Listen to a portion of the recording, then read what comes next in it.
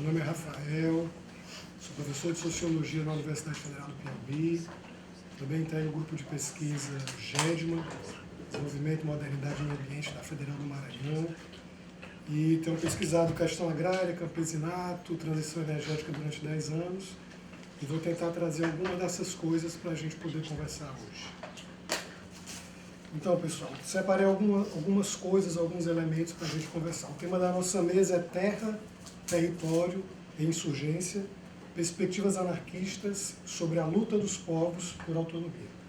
E agradecer o convite que a Luciana fez ano passado, eu acho, e de estar aqui na presença dos camaradas para trazer esse debate com vocês nessa tarde. Eu separei alguns elementos para a gente tentar entender esses assuntos de hoje. O primeiro ponto que eu vou tentar trazer é a ideia de uma tríplice fronteira que nós temos, mineral, energética e agrária, que vai estruturar uma série de conflitos no campo, nos últimos 20 anos, mais ou menos. A ideia de um duplo movimento, que você tem a expansão dessas fronteiras econômicas, mas você também tem uma autodefesa dessas sociedades, que vão se defender frente a essa expansão.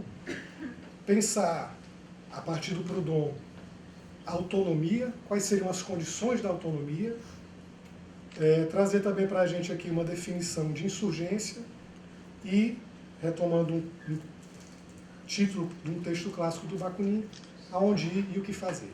Né? O que é que a gente pode fazer diante de toda essa situação, todos esses elementos, esses dados, que a gente pode trazer aqui para conversar. O objetivo não é esgotar o tema, é trazer um pouco dessa minha experiência enquanto pesquisador, enquanto militante, e também enquanto alguém que é atravessado pela condição de classe, veio de uma família camponesa, bisavós, avós, que foram expoliados pelo Estado, num contexto muito específico do sertão cearense, que foi a expansão dos projetos de irrigação. Mas você teve várias e várias comunidades camponesas destroçadas para dar lugar a projetos de irrigação. Então, falo também desde uma origem de classe camponesa. O primeiro tema seria, então, essa ideia de uma tríplice fronteira, de como o capitalismo, o Estado, que vai organizando essa expansão capitalista no campo, tem que se apresentar. O primeiro elemento, que eu acho que não pode faltar, que é um elemento geopolítico, a gente vive um contexto de disputa territorial por recursos energéticos e minerais. Não à toa aí a guerra contra o Irã e uma série de conflitos que a gente tem experimentado. Isso também aparece a nível de Brasil, nas lutas por terra e território. Quando a gente fala em fronteira mineral, hoje, um elemento importantíssimo é a questão das terras raras. São cerca de 17 elementos químicos que são utilizados para fazer desde motores de veículos elétricos, celular, tablet, refino de petróleo, a equipamentos de saúde. Então a gente tem uma corrida pelas terras raras, e essa corrida só tende a aumentar com o passar do tempo. Quais seriam então essas áreas, esses focos de expansão dessa corrida pelas terras raras do Brasil? A gente tem Minas Gerais, Goiás e Amazonas.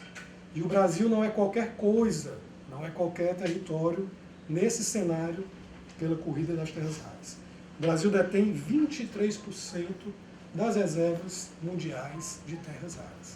Então você vai ter vários olhos do imperialismo mirando Minas Gerais, Goiás e Amazonas atrás desses recursos. Uma segunda fronteira muito importante é a fronteira energética, que ela tem se expressado nos últimos 15, 20 anos, principalmente a nível de Nordeste, na questão da expansão da energia eólica. Não sei se vocês já viram aqueles enormes turbinas, uma espécie de catavento, que ela fica, transformando a energia cinética do vento em energia elétrica. Só que quando se fala muito de energia eólica, a gente pensa em vento, mas não pensa em terra. E para você ter uma ideia, uma torre, apenas uma daquelas torres de produção de energia eólica, necessita de pelo menos uma área equivalente a um campo de futebol. Então, se você tem 10 torres eólicas, você tem uma área equivalente a 10 campos de futebol.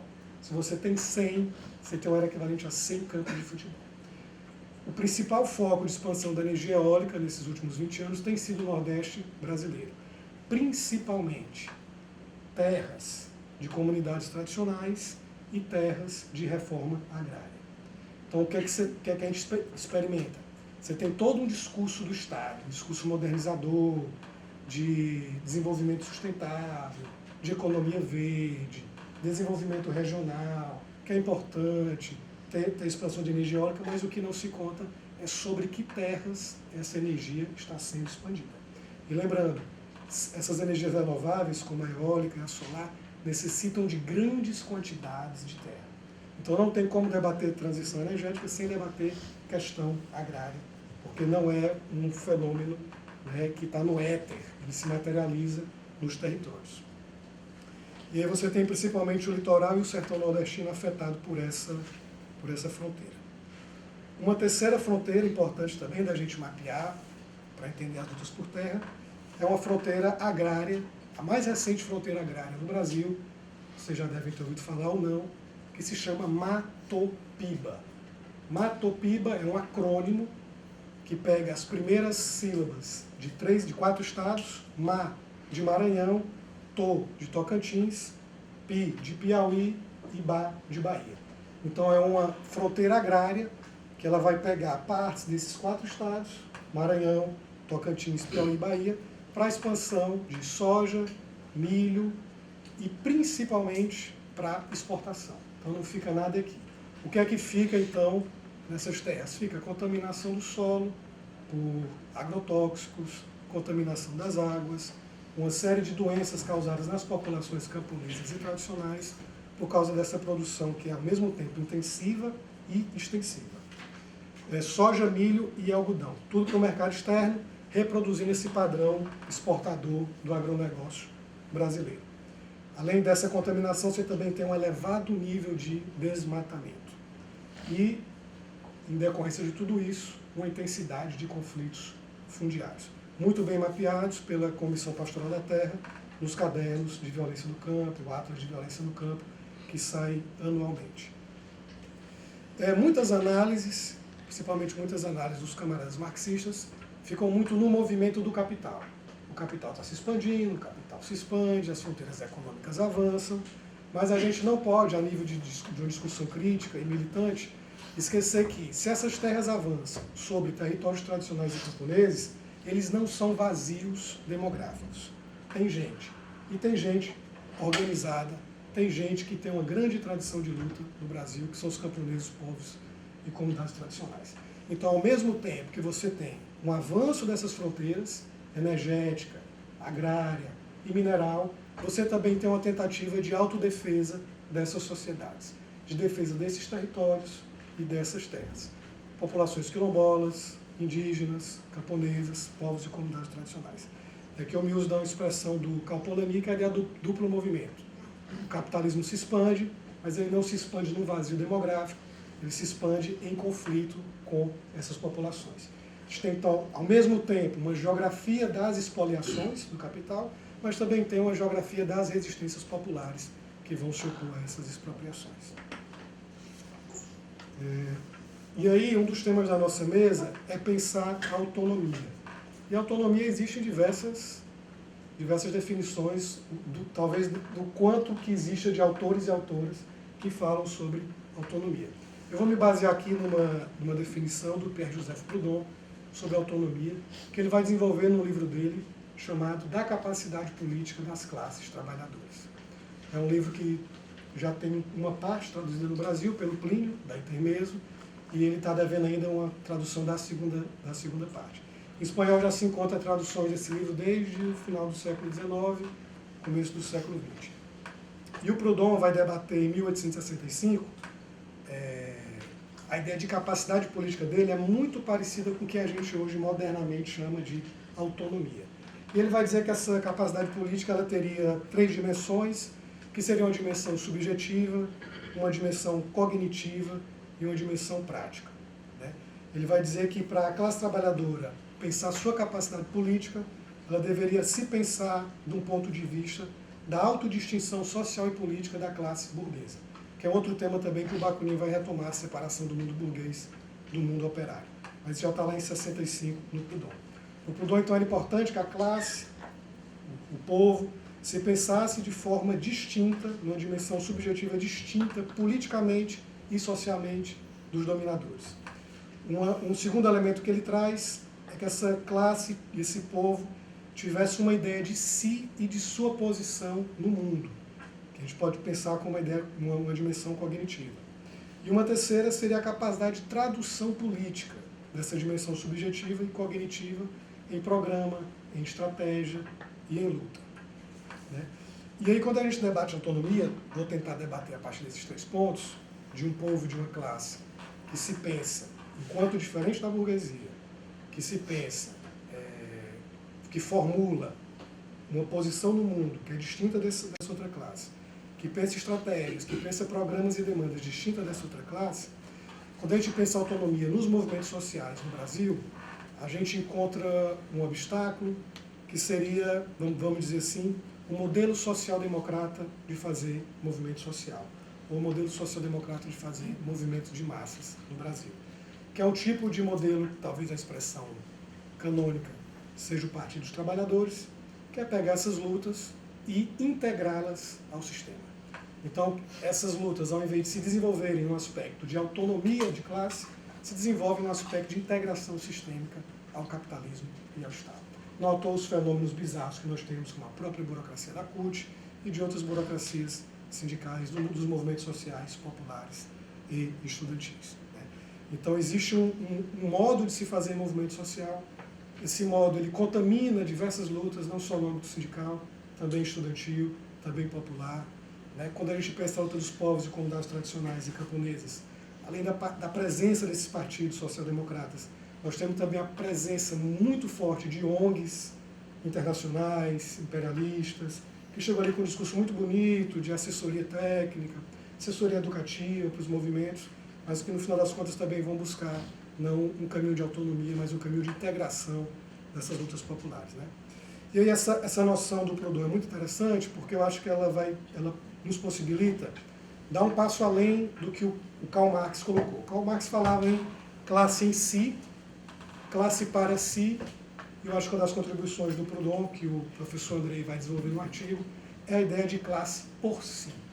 Então a classe trabalhadora e o povo, se pensar enquanto classe em si, uma classe para si, que tem interesses distintos, mas também uma classe por si, que não vai depender do Estado, não vai depender dos partidos integrados ao sistema, e vai poder se desenvolver plenamente sua luta por autonomia.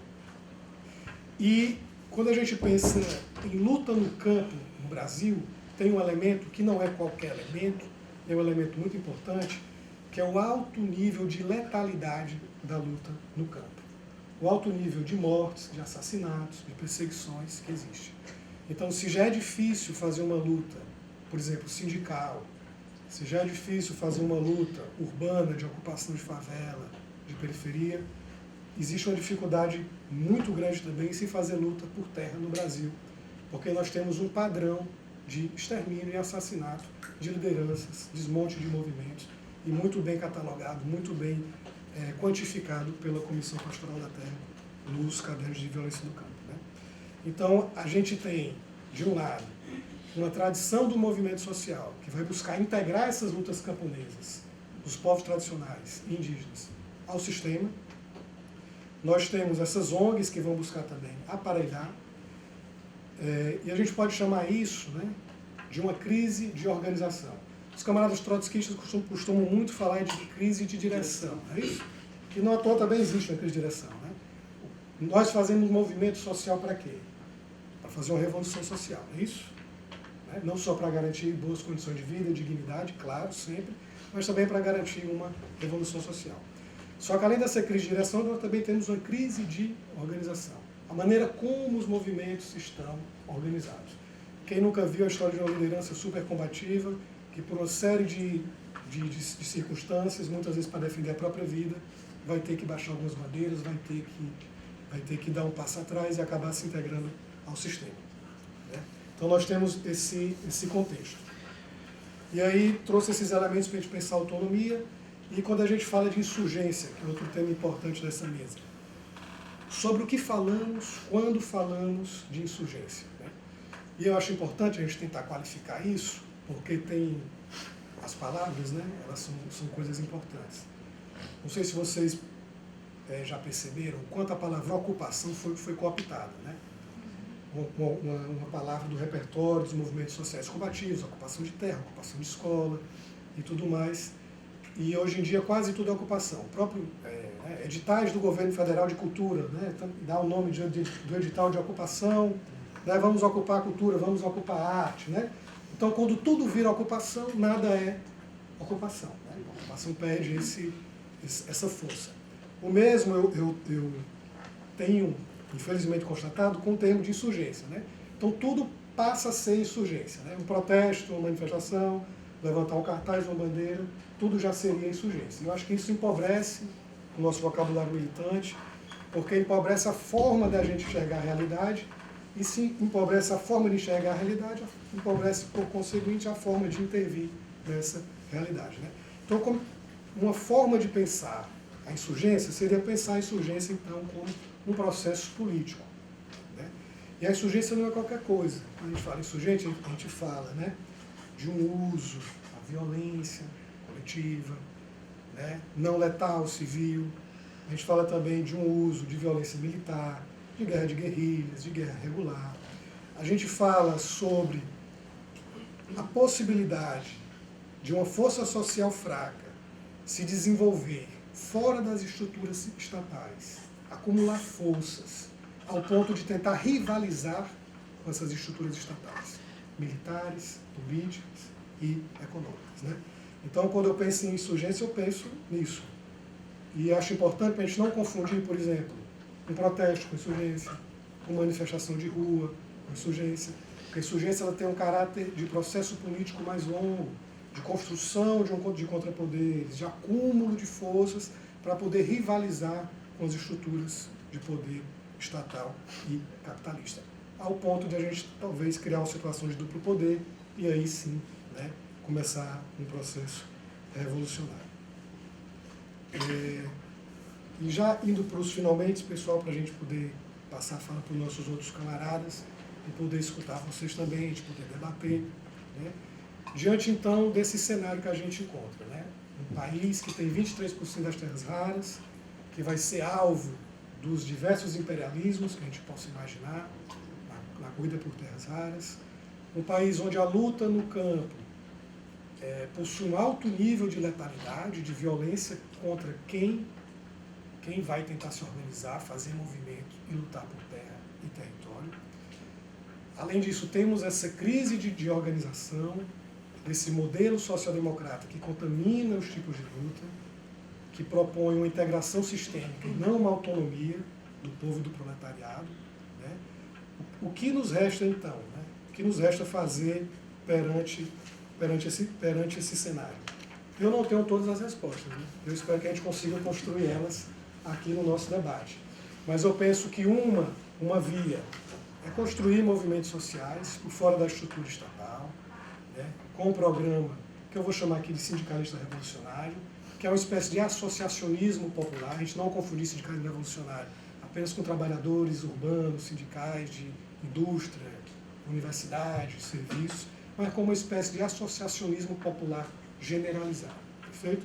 Eu acho que o caminho passa por isso, para superar essa crise de organização dos movimentos sociais, para superar essas tentativas sistêmicas, de integração sistêmica ao poder estatal, e reconstruir, né, no campo e na cidade os movimentos com uma perspectiva de autonomia e liberdade. Então é isso, foram esses temas que eu quis trazer para a gente poder debater. Espero ter conseguido jogar luz sobre algumas questões, né, e aguardo o debate a fala dos nossos camaradas.